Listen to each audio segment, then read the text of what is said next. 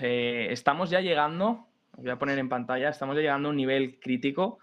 Bueno, más bien diría importante, ¿no? Tenemos aquí el S&P 500, esa zona, hay varias cosas que me preocupan. Lo primero, la zona de la media de 200, me preocupa que ya estén varios miembros de la Fed, que ahora comentaremos también, saliendo a calmar un poco las aguas. Y me preocupa que tenemos esta semana por delante datos de nómina, tenemos a Powell el miércoles y también, si no me equivoco, tenemos datos de PMI. José Luis, ¿cómo ves este rebote del mercado? ¿Crees que hay retos por delante? ¿Crees que esa media de 200 se puede superar o vamos un poquito más para abajo en las próximas semanas? Pues mira, lo que pensamos desde en bolsa es bastante sencillo. Todo lo que hemos visto ahora es un rebote al alza muy importante y muy relevante, pero con una fase clara. Estamos viendo en esta última fase de movimiento de desaceleración en el precio. Te voy a dar 3 razones por las que creo que el mercado ahora va a tomar un descanso y que después de este descanso podemos ver otro movimiento relativamente bueno al alza para terminar con esas últimas 2 semanas, ¿no? Que suelen ser bastante positivas. Pero la razón, si puedo compartir pantalla, te las voy a mostrar muy fácilmente. Me voy a basar en la amplitud de mercado, que son el diferencial entre las acciones que suben y las acciones que bajan, ¿vale? Y eso lo voy a llevar a través del indicador del McClellan Oscillator y he puesto ese mismo indicador, como ven en pantalla, lo tengo puesto para el NYSE, para el S&P 500, para el Nasdaq y para el Dow Jones, ¿vale? Y ahí podemos ver cómo el conglomerado de acciones destinadas al NYSE, vemos cómo el mercado va subiendo, va creando máximos crecientes, pero el número de acciones que avanzan con respecto a las que descienden no lo hace. Eso es un síntoma de debilidad del mercado. En el S&P 500 ocurre exactamente lo mismo. Aquí vamos viendo el último gran máximo que se hizo en el mercado junto con el índice. Vemos cómo hay una desaceleración de ese movimiento o una divergencia bajista que se llama en el número de acciones que van creciendo. Lo mismo ocurre en el Nasdaq y lo mismo ocurre en el Dow Jones, con lo cual considero que son las 4 referencias americanas y tirando un poquito del principio de confirmación, ¿no?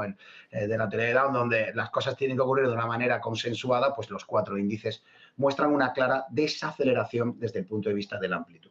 Y el otro factor, que creo que también es muy importante, es el factor de la sensación o el sentimiento de mercado, que lo podemos ver con muchos indicadores, pero uno muy relevante y muy claro es el índice VIX, ¿no? Aquí he dejado un rango de movimiento entre la zona de miedo de los inversores y la zona de alegría y confianza, ¿no? Que podemos denominar, y observamos cómo el índice VIX de volatilidad del S&P 500 pues lo tenemos ya en la zona clara de alegría o confianza, de bienestar, que es la misma zona que ya vimos en los máximos que se produjeron allá por el mes de agosto-septiembre. Es la misma zona a la que fue a visitar el índice VIX de volatilidad en abril de este año cuando marcó el último máximo. Misma zona que vimos en los máximos de febrero y misma zona que fuimos a visitar a finales de diciembre, ¿no? Así que yo creo que el recorrido al alza de corto plazo está, yo creo que bastante completado.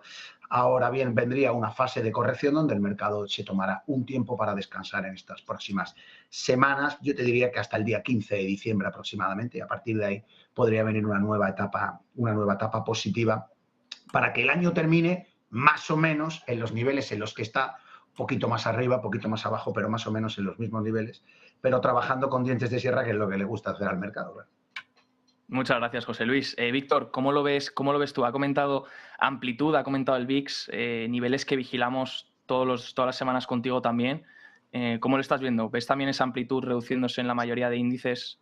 Y el VIX, además, es que tenía una pregunta exactamente de esa que iba a formularos sobre los niveles, porque es que está claro que cuando este año se ha movido entre el 20 puntos o un poco por debajo, entre 19 y 20 puntos, y por encima de esos 35 puntos más o menos. Y ahora que nos acercamos a esos 20 puntos, como bien ha dicho José Luis, momento de cargar o cobertura barata o empezar a preguntarse a ver si vuelve otra vez el mercado a bajar, ¿no? Víctor, ¿cómo lo ves tú? Te tenemos silenciado, creo. A ver si... Sí, no, era yo.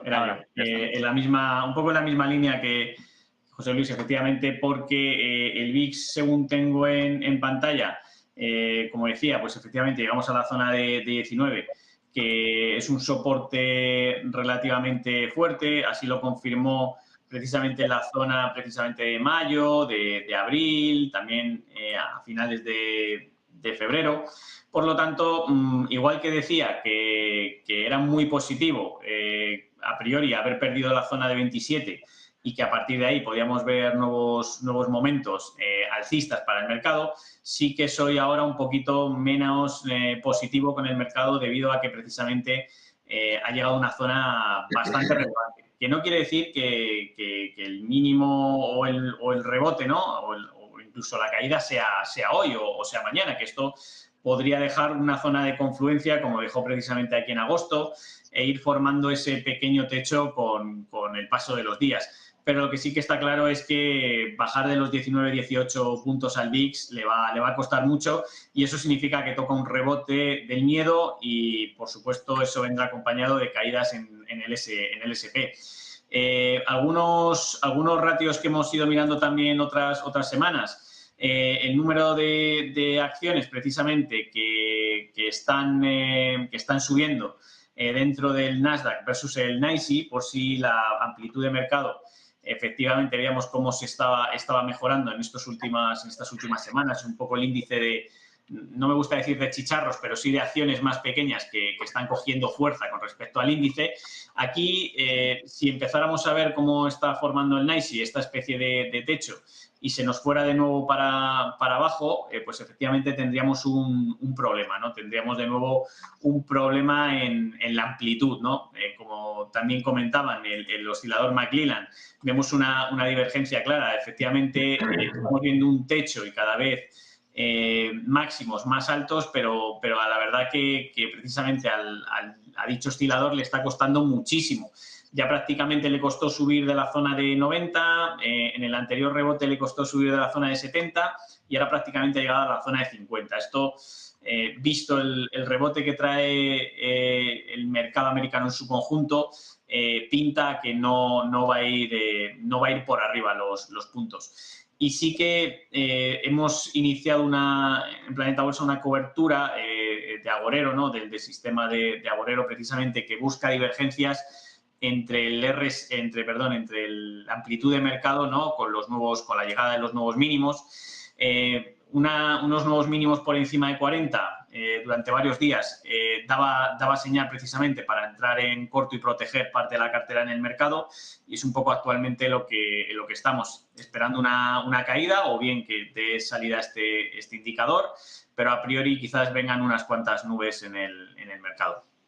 Nos quedamos con esos dos análisis. Muchas gracias. Pablo, aprovecho para preguntarte cómo lo ves tú para esta semana. ¿Crees que se acabó este rebote? Hoy hemos tenido a Bullard, ¿eh? Bullard ha salido, ha tenido que salir otra vez, ya la segunda semana consecutiva que vuelve a salir. Menos mal que no tiene voto el año que viene, pero dice que las tasas no están en un nivel lo suficientemente restrictivas todavía y que la Fed va a tener que continuar subiendo tipos durante todo 2023 y, ojo, mantenerlas lo suficientemente altas durante 2023 y 2024, que el mercado no creo que esté descontando eso, y creo que el mercado está descontando que en 2023 efectivamente vamos a tener ya primeras bajadas. Y miércoles Powell, ¿cómo lo ves? ¿Qué podemos esperar para este discurso? Pues sí, pues para complementar el análisis, que ha sido un poco más técnico por parte de José Luis y de Víctor, muy interesantes, yo quizá me centro un poco más en mi especialidad, el análisis fundamental, pero las conclusiones son muy parecidas. Hay excesivo optimismo en muchos temas, excesivo optimismo sobre la recesión, mantener el optimismo es la mejor manera de que no cunda el pánico, pero hay excesivo optimismo también sobre la inflación y los tipos, como bien has comentado, tiene que llegar el señor Bullard para poner los puntos sobre las IES. Y eso que la inflación de octubre de Estados Unidos, después de 4 meses consecutivos a la baja, está en el 7,7%, pero hay, amigos, en el 10,6% Europa, 11,1% Reino Unido o incluso por arriba del 20% los 3 países bálticos de la Unión Europea. Excesivo optimismo sobre los resultados empresariales. No es posible mantener los niveles de crecimiento de los beneficios con las actuales subidas de tipo y con los niveles de endeudamiento de las economías domésticas, empresas y administraciones públicas. Fijaros que incluso para Europa estamos hablando de un año 2022 creciendo casi un 10%, y para el año que viene todavía hay un mínimo de crecimiento previsto del torno al 3%, lo cual nos deja todavía mucho espacio para las revisiones a la baja. Excesivo optimismo sobre la reapertura de China. El COVID-0 es algo que perjudica, pero los casos están por arriba de 40.000, lo cual puede parecer una sandez, pero en el caso de China no lo es. Máximos de 6 meses y con revueltas que empiezan en el caso de China, y eso no suele gustar. Excesivo optimismo, y hoy, fijaros, tengo aquí, por si alguno no lo conoce, un billete ucraniano. Ya sabéis que tengo mucha relación con el pueblo ucraniano porque trajimos a 5 niños para acá y esto me lo dio su madre, un billete ucraniano. ¿Eso qué significa? Que el excesivo optimismo sobre el conflicto de Ucrania tampoco es creíble. Se estuvo hablando que la visita del señor Scholz, el canciller alemán, a China, a Xi Jinping, pues parecía que estaba pidiéndole una cierta indemnización. Nada de nada. Todo lo contrario, hemos tenido mayores bombardeos. Excesivo optimismo sobre la crisis energética. Ya se nos ha olvidado que estuvimos acumulando gas como si no hubiera un mañana y estamos teniendo todavía un otoño muy liviano, pero podría complicarse la vida y todavía tenemos a Putin muy cerca de las fronteras europeas. Y por último, excesivo optimismo en los ratios de confianza del mercado, el Fear and Greed elaborado por la CNN o también el nuestro en Divacons Alpha-Value, el Momentum Spread Dynamic, nos muestran que el optimismo, y siempre digo lo mismo, hay que vender con la codicia y comprar con el hastío. Pues estamos con mucha codicia. Conclusión, que he hecho en los fondos, tengo fondos internacionales, fondos de pensiones, un montón de fondos a gestionar. El viernes, y ya comentábamos el jueves en una tertulia, el viernes me puse corto, apalancado del Eurostock. Bueno, tenemos unas plusvalías del 1,5%, hoy ha sido una sesión bajista, pero no tanto, pero estoy convencido de que llegan curvas en el mercado. No sé, como ha apuntado José Luis y Víctor, que si eso va a recuperar en X tiempo, no lo sé, no tengo ni idea, pero ese excesivo optimismo que he comentado en distintos puntos me hacen ser muy cauteloso en el corto plazo.